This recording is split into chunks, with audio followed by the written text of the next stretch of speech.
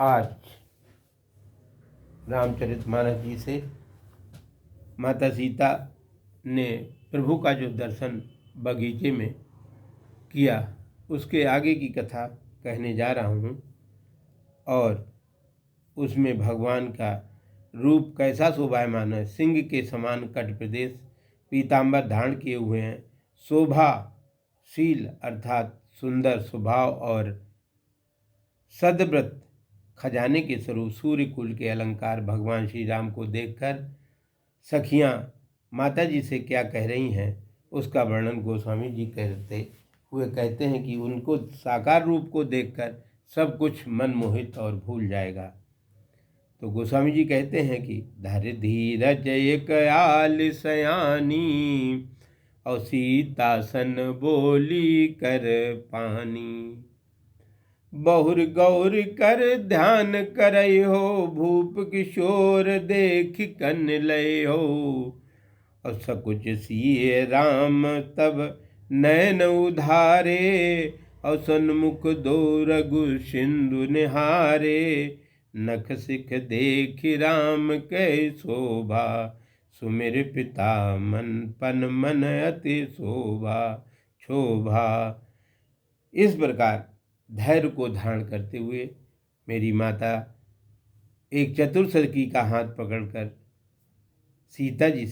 माता सीता जी से कहने लगी कि हे राजकुमारी जी, पार्वती जी का ध्यान कर पीछे कर लीजिएगा।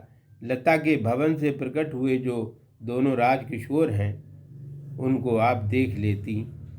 तब सीता जी ने संकोच पूर्वक, बहुत ही संकोच मन से दोनों नेत्रों को खोला और अपने समक्ष रघुकुल के सिंह के समान पराक्रमी श्री राम जी को निहार कर नखसिख पर्यंत श्री राम की शोभा देखकर पिता की प्रतिज्ञा का स्मरण करके सीता जी के मन में बहुत क्षोभ हुआ और मन में सोचने की लगी कि इतने कोमल प्रभु, इनके हस्त राघव जी कैसे धनुष तोड़ेंगे। उनके मन में बड़ी चिंता हो गई कि हे हमारे सुकुमार सुकोमल हाथों वाले प्रभु, इस शंकर जी के पिनाक नामक धनुष को कैसे तोड़ेंगे।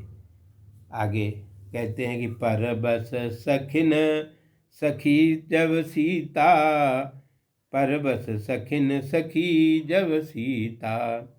भयो गहरु तब कहे सभीता, पुण्याओ बेअब बौरियं काली। अस कह मन बेह से एक आली। इस प्रकार जब माता जी सोच कर रही थीं तो उन्होंने कहा ये सब पराये बस परमात्मा के बस में है। श्री राम के बस में देखा और परमेश्वर श्री राम को सीता जी ने बस में देखा तब सभी भयभीत होकर बोली, विलंब हो गया है, अर्थात शीघ्र राजभवन चल देना चाहिए, अथवा विलंब हो गया है, सीताराम जी का मिलाप पहले ही हो जाना चाहिए था। कल इसी समय हम लोग फिर में आएंगे, अथवा हे सीते अभी चलिए, इसी समय कल फिर आ जाएंगे, अथवा ये राघव जब हम लोग आ जा रही हैं उसी समय कल आप फिर आ जाइएगा, अथवा आज जितना विलंब हो रहा है होने दो, कल क्या वो समय फिर आएगा।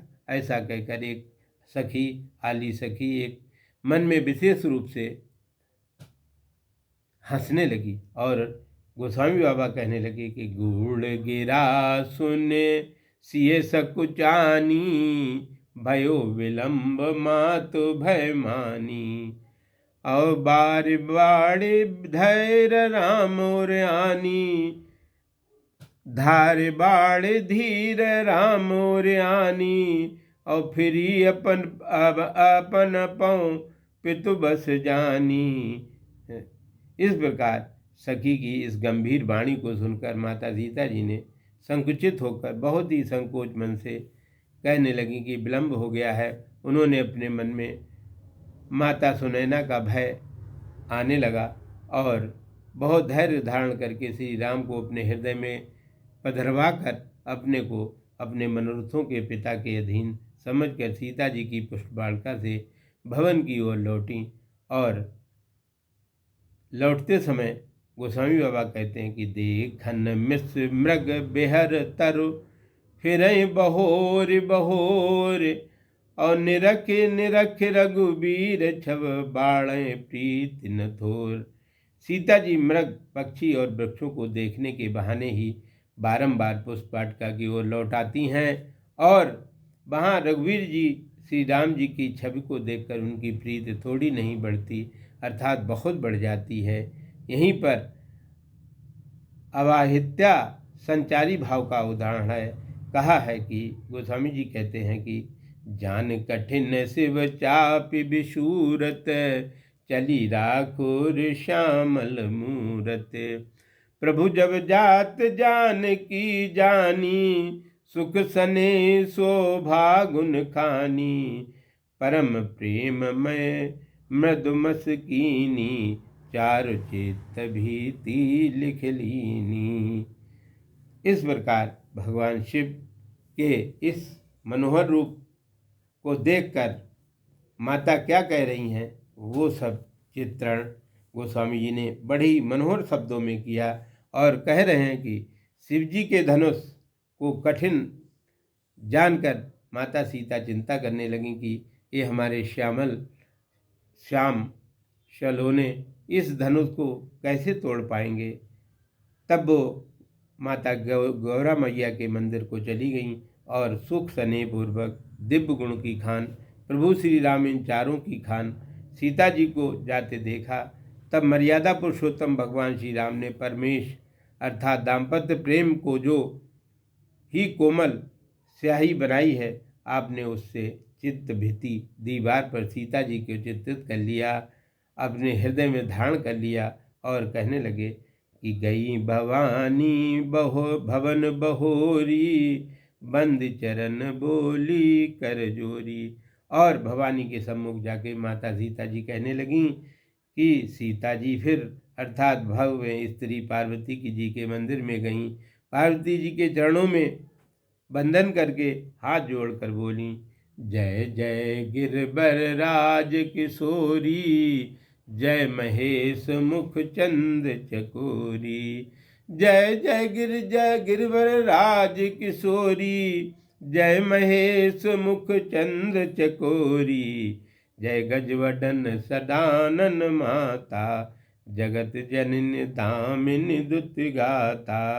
जगत वदन गज वदन सडानन माता, जगत जनन दामिनी दुत गाता। नहीं तव आदि मध्य अवसाना, अमित प्रभाव वेद नहीं जाना। भव भव विभव पराभव करनी, विश्व मोहिन सुबस बेहरनी। हे पर्वतराज की किशोरी पुत्री, आपकी जय हो जय हो जय हो। हे महेश अर्थात महान ईश्वर शिव जी के मुख पर चंद्र की चकोरी, आपकी जय हो। हे हाथी के मुख वाले गणेश और 6 मुख वाले कार्तिकेय की माता, हे जगत को जन्म देने वाली बिजली के समान प्रकाशमान शरीर वाली भगवती, आपकी जय हो। आप आदि और मध्य अंत नहीं है, आपके असीम प्रभाव के वेद भी नहीं जानते हैं। आप संसार के जन्म वैभव युक्त पालन और पराभव अर्थात संहार करने वाली हैं। आप विश्व को मोहित करने वाली हैं और अपने बस में किए हुए शिव जी के साथ विहार करने वाली हैं। पति देवता सुती मैं प्रथम देख तव रेख, महिमा अमित न सकें कह सहस शारदा शेष। हे माता जी, पतिव्रता सुंदर नारियों की सेवा आपकी प्रथम रेखा है, अर्थात आप सर्वप्रथम सती शिरोमणि हैं और आप ही ऐसी महिमा के सहस्त्रों सरस्वती और शेष नहीं रह सकती हैं। इस प्रकार भगवान की दर्शनों के बारे में माता सीता ने गौरी का पूजन किया और जय जय गिरवर राज किशोरी, जय महेश मुख चंद चकोरी के द्वारा उनका अभिनंदन किया। अभिनंदन करने के बाद उनके हृदय से जो अभिलाषा निकली कि हे पुत्री, आपका शीघ्र ही मिलन भगवान प्रभु से होगा, श्री राम जी से होगा।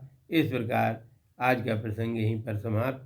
जय जय सीताराम बोलो, जय जय सीताराम।